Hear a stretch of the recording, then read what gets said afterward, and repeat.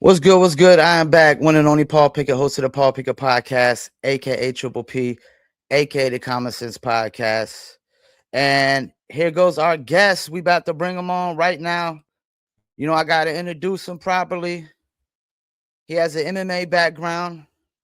He also fought in the UFC, but now he's in the BKFC and he's undefeated. Currently ranked top 5 bantamweight in the BKFC. Scheduled to fight for the bantamweight interim title versus Jamel Herring at BKFC 89 Palm Desert. Let's bring on the one and only Nate Mayhem Maness. Nate, how you doing, man? Everything's good, man. Thanks for having me on. I'm glad you took the time out. I really appreciate it. Yeah, no problem. So I want to start here. I'm from North Carolina. You're from Tennessee. What got you into fighting growing up in Tennessee?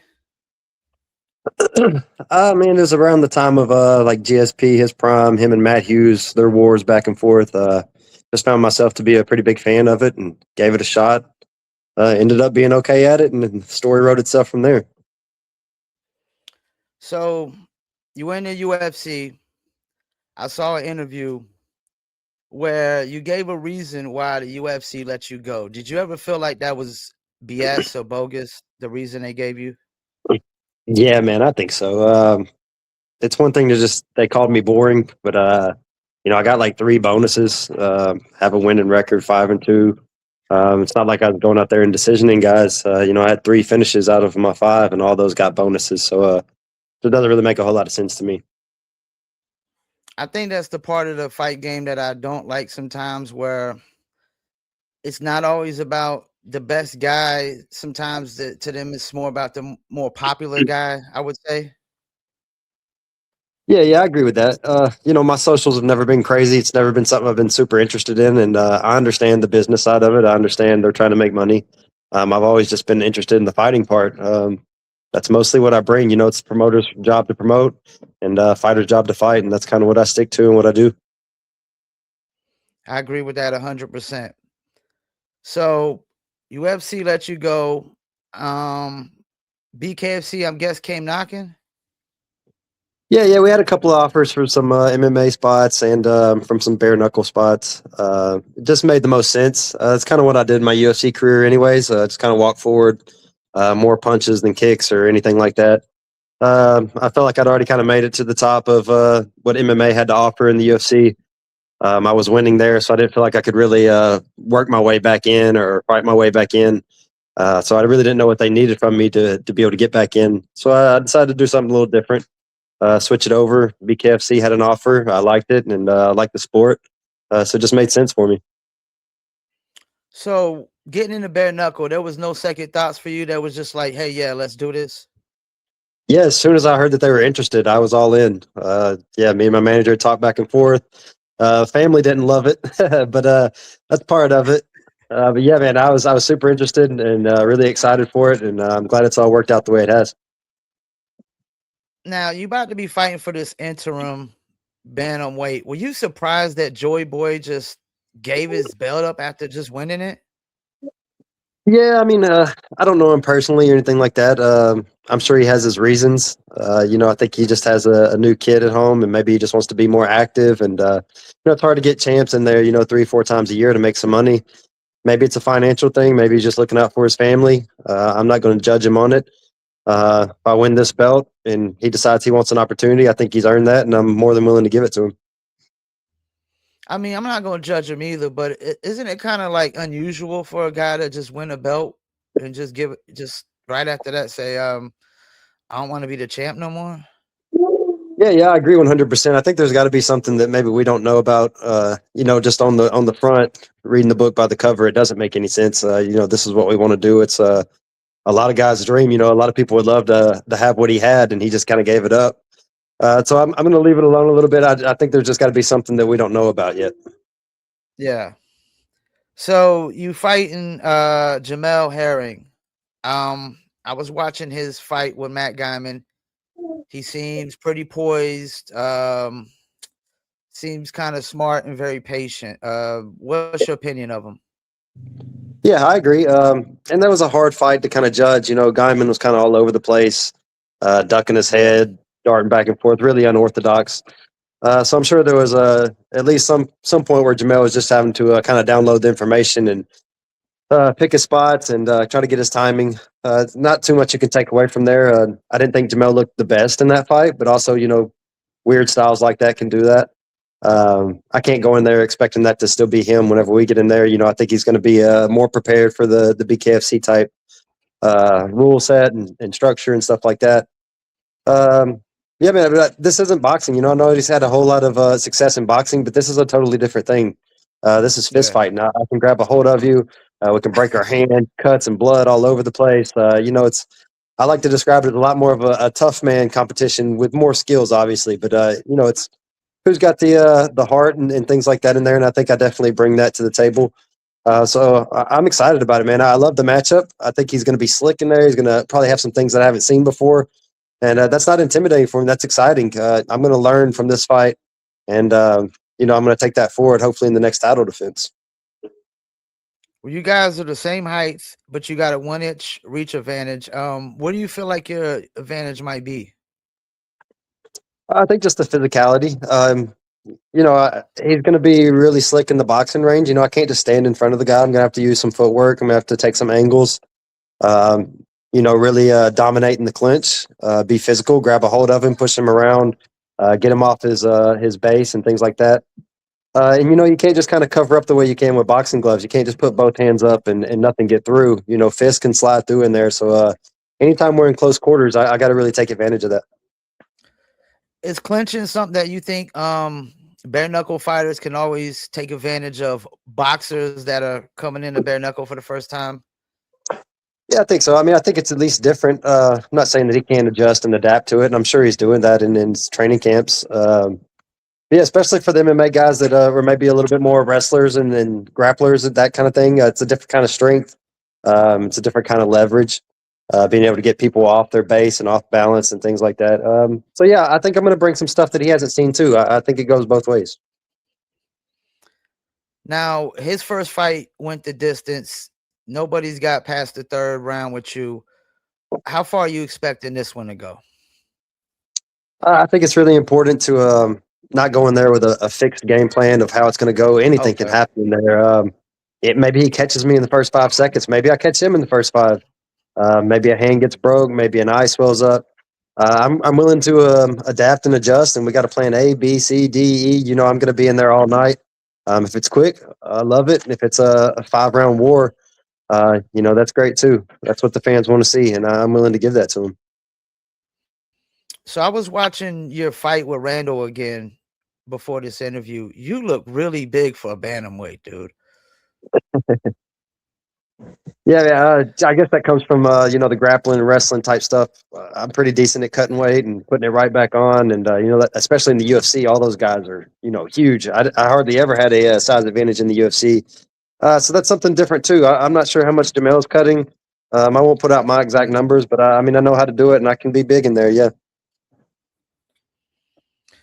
Yeah, because I was like, damn, Randall looks really, really small compared to you, man. So, what do you think the most underrated part of your game that people probably don't talk about? Um, I, for the most part, man, it's been my toughness and heart and being able to be down and be the nail and still come back and be the hammer at the end. I got a lot of drive and motivation, things like that. But I also feel like I'm a lot more skilled of a boxer than sometimes I'm given credit for.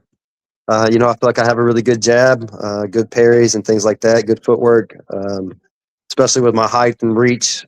Being able to get in and out. So I think I bring a little bit more than I'm getting credit for, especially from some of the guys on the roster. I've read some comments this day. He doesn't deserve it.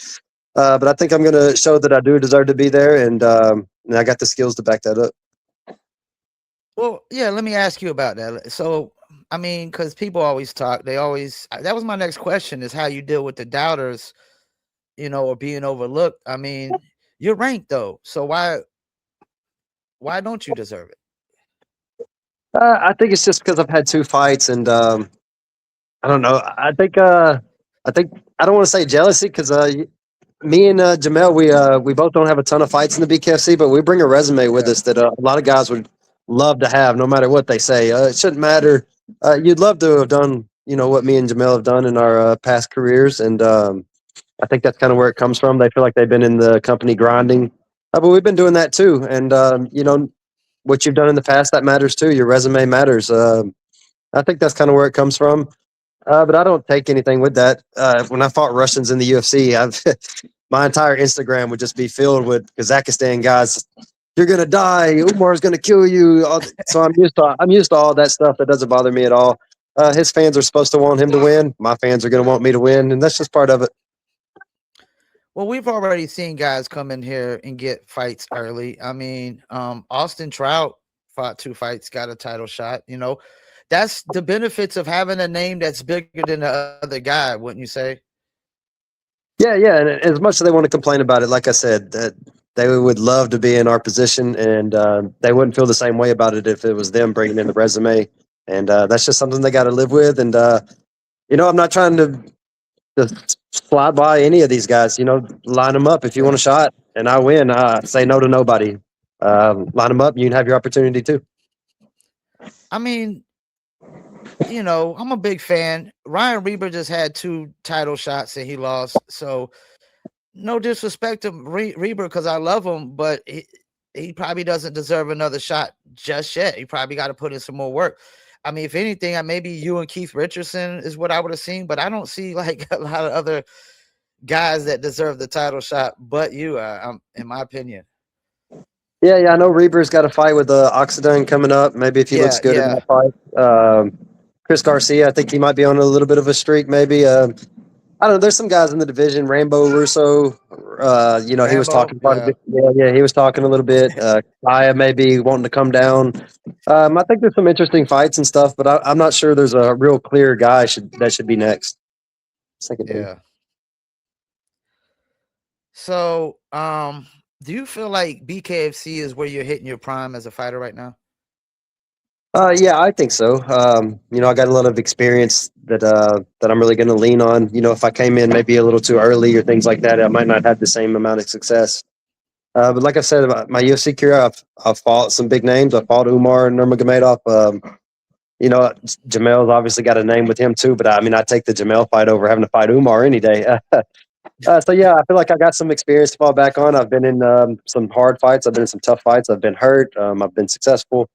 So yeah, yeah, I feel good about what I bring to the circle, and I think that's going to carry me forward.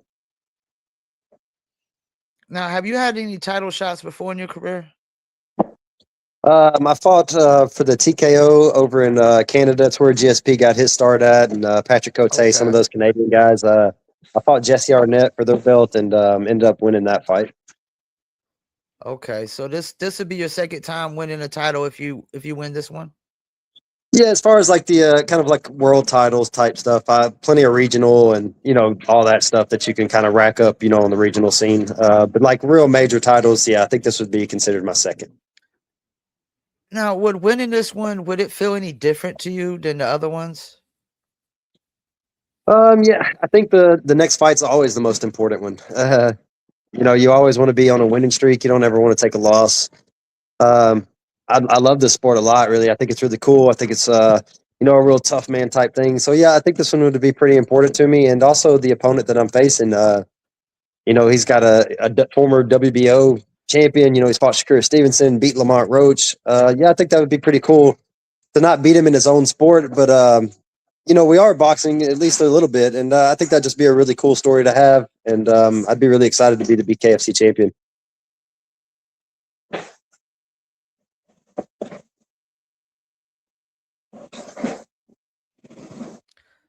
Do you feel like with Justin like giving up the belt, it kind of put the bantamweight in a weird place? Because I noticed everybody went down a ranking because he's now the number one ranked bantamweight. Yeah, and I guess he still plans on staying with the company, and it's at least a little weird. I'm not really sure what to do with it. It does put him Yeah. in a weird spot. I can't imagine that management was super happy with it. They said that there was no hard feelings or this or that, but to put somebody up for a championship fight, you're representing the company, and there's a lot more to that than just fighting. So yeah, I have to feel like they have to feel a way about it, and I'm sure all the guys feel a way about it too. It is a weird spot.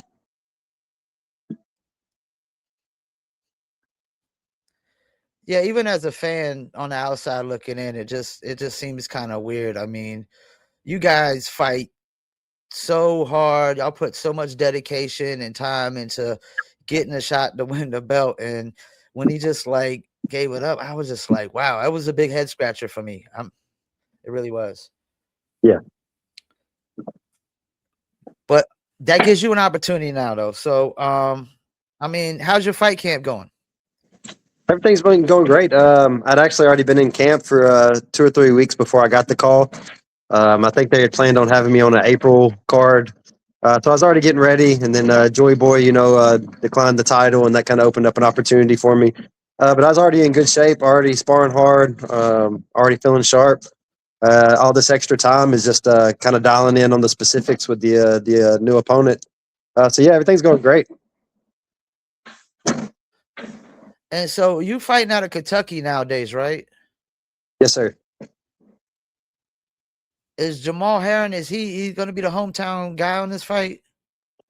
Yeah, it's in Palm Desert, California. I think that's where he's out there training right now. I think he's originally from Ohio, but I'm sure he'll bring the crowd and the fans, and I'm sure it'll be hostile territory, and that makes it just that much more exciting. It's hard to beat the feeling of going into a place and just hearing the silence when you win.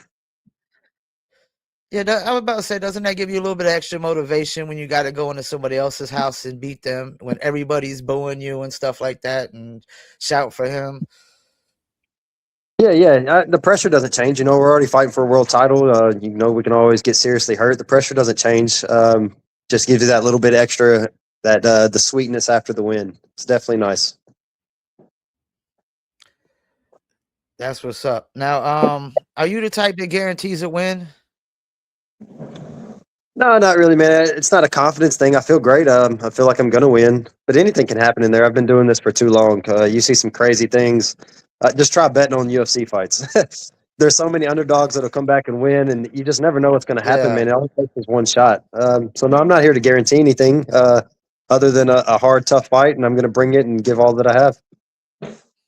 Yeah, I think a lot of people lost money on that Connecticut card because there was at least 5, I think, fights where people came back and won the fight. Yeah, yeah, the best guy doesn't always win in a fist fight. There's a lot of variables that take place. Now, do fighters ever really care about the rankings? I hear they don't really care about the rankings. I don't think most of the companies care about the rankings. It's kind of cool to just see your name up there, but the number one and number two guy aren't usually the guys fighting for the title. Yeah, and they don't seem to update the rankings like enough for my liking or my taste. Yeah, yeah. Especially when I first got in, I was checking it quite a bit, and I'm not sure how often they update it, but I know it's not super recent. Yeah, they need to get somebody up on that job and have them updated a lot more. So your fight is how many weeks out are we from your fight? This Friday, it'll be 5 weeks. 5 weeks. I mean, so that's plenty of time to prepare for a fighter, right? Yeah, yeah. And I actually got his name at I think I was 8, 9 weeks out. So I've already put in 4 or 5 weeks. Now, do you personally go and like watch the footage of the fighters yourself, or do you just let your team pretty much do that and give you the game plan? Yeah, I'll watch him. Sometimes it can be hard to hear your coaches and things like that. You need to know what you're looking for when you're in there and on the spot, and I think that helps to be adaptable in there. You got to know what you're getting into. So I'll definitely do my studying. Will this be like the biggest guy fighting in bare knuckle as far as height wise so far? Yeah, yeah, Yeah, so y'all be pretty close matchup, right? Would yeah, you yeah. We say? should be about the same size, same height. Yeah, I think we should be real close. Yeah, I'm interested to see this one. Really see how it goes. Is there any other fights on the card that stuck out to you? I know there was some more bantamweight fights on the card. I can't think of the guy's name right now. Martinez or something like that. Oh yeah, David Yeah, yeah, Diaz. Anthony Sanchez? Yeah. I'd heard some people saying his name, like maybe he deserves a title fight. Those could just be his fans. I haven't done a real deep dive, but I did recognize the name, and I'm interested in watching that fight. Yeah, he's 3-1-1. You got Daniel Alvarez. He's 2-2-1, fighting Jared Lennon. So yeah, you definitely got two other bantamweights on that card. So those guys are definitely going to be trying to win, to try to get it the winner of y'all two. Yeah, I'm sure we'll hear it in their post fights. Whoever wins, I'm sure we'll hear our names mentioned a couple times. Yeah, I would like to see like maybe Keith Richardson get another shot, but he did lose to oh boy. I think Beckside or something. I think he got knocked Yeah, out. yeah, he did lose to him. So that was a little disappointing right there. Yeah, But yeah, man, I'm definitely gonna wish you all the best of luck. I can't wait to tune in and see, what's gonna happen. I mean, every week's a damn fight week now. It's right. crazy. It's fight week again this week. It was fight Yeah, week last week. it's a good time to be a fight fan. Yeah, it is, especially a bare knuckle fight fan. I'm a bare knuckle lover, not a fighter. Yeah. So before we let you go, I know you got a busy schedule. You got the family over there and you gotta go train and work out tonight. Anybody you want to shout out, any sponsors or your coaches or anything? Yeah, my head coach Brad Cummings. I'm actually running my own gym now. He kind of retired, but he comes back for my training camps and gets me right and takes time away from his family when he doesn't have to. Pat Wilson of Rise Sports Management Group. He's been my manager now 7, 8 years, at least that. Always been really good to me, taking care of me. We've been doing this together for a long time. He's been there through the ups and downs. Mayhem MMA is the gym I run. All my sparring partners and guys like that come through and help me get prepared for this. You know, it's a real team win. Hard to do this sport individually. My family, Cassandra Maness, my wife, my little girl, all the inspiration that I need. I just appreciate the people close to me and that look out for me on the ups and downs, and just want to let them know that I appreciate it. Training hard, not gonna let you down. Gonna work hard, and I'm gonna go win this title. Well, I appreciate you taking the time out. You're a friend of the show. Love to have you back on again, especially if you win this belt. Yeah, Because yeah, we know people are gonna be calling you out, if you win this belt. So you're gonna have a lot of names gunning for you, that's for sure. that's the way it's supposed to be. I welcome it. Yep.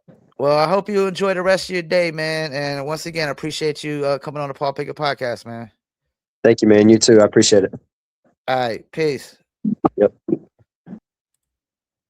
There you have it. Nate Mayhem Maness gonna be fighting Jamel Herring. BKFC 89 Palm Desert, May 22nd, 9 p.m. Eastern time. Man, I didn't even see the last fight card in Hawaii, man. It was 11 p.m. Eastern, I think, before it started on the East Coast, man. And, I'm getting kind of old, but I just hit my 47th birthday, so I'll be out early sometimes, man. But saw the highlights, some pretty good fights. You got BKFC Denver this week, Kamosi versus Esteban Rodriguez. Can't wait to see that. And just to go over some of this fight card, you got Cody Vital versus Jomi Escoboza. That's gonna be an interesting one. Jomi got a lot of bare knuckle experience on his belt.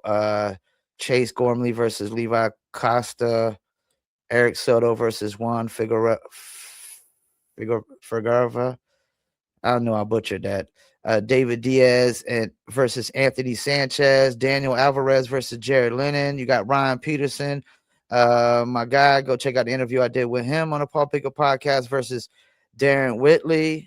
Can't wait to see that. You got Evan Cardino versus Eric Lopez and Iman Williams versus Cody Kerr. And we got Ethan Trout versus Steven Sainsbury and Ricardo Talavera Jr. versus Victor Floor, who Victor Floor just fought, if I'm not mistaken. Yeah, he just fought like freaking and last month. Last month. That's what I like to see, man. Guys ready to get back, and he lost, and he's already getting back in there to fight another opponent. Much respect. Much respect. Appreciate everybody tuning in. Still a lot of fight cards coming up. You still got BKFC Fight Night Australia. You got BKFC Fight Night Clearwater. Now it's Gaskins versus Guyman now, because something happened with the other match that was in place of that, which was, oh man, I forgot who the fight was now. Oh, Captain Deadpool, Jared Warren versus I think Connor Cook was the fight. So something happened with that. I ain't even heard what happened with that. But now you got Quentin Gaskins versus Matt Guyman. Of course, you got the bantamweight Reber versus Oxendine on that. So I mean, there's a chance if Oxendine wins that he could be getting the title shot of, you know, whoever wins this up and coming bantam fight between um Jamel Herring and Nate, man. So yeah, because Oxendine has actually had like 4 or 5 fights in the BKB, if I'm not mistaken. He's actually from my hometown in North Carolina, 30 minutes down the road, Pembroke area, which is a really tough, really tough area to grow up. Really tough area. But yeah, you still also got Blood for Blood, and you still got BKFC 90 Birmingham, Tyranny versus Franco, and then they got a bunch of other cards with no main event yet. BKFC Fight Night Hollywood again. You got Hammond again. You got Liberty Bell, which is on the July 3rd to celebrate the 250th anniversary of the United States, and BKFC Serbia. Damn, that's probably going to have some tough mugs on that one. Serbians are some tough dudes, yo. All right, we about to wrap it up. Shouts out to Nate. Wish him the best luck. And y'all make sure y'all tune in and see if he wins this bantamweight title that Joy Boy gave up, which I'm still a head scratcher to me, like that he gave up the title. I mean, there's definitely something that we totally missing. I mean, all that hard work just to get the belt up is crazy to me. But who knows, man? Who knows? Maybe he wants to just win it again. Just go through the grind and win it again. I don't know, man. Or maybe he wants to go to another fight promotion or compete with other fight promotions. I don't know. But hey, much respect to him, man. I mean, he's a champ regardless. All right, we about to wrap it up. Appreciate y'all tuning in. Another episode of Paul Pickett Podcast. Peace, and I'm out.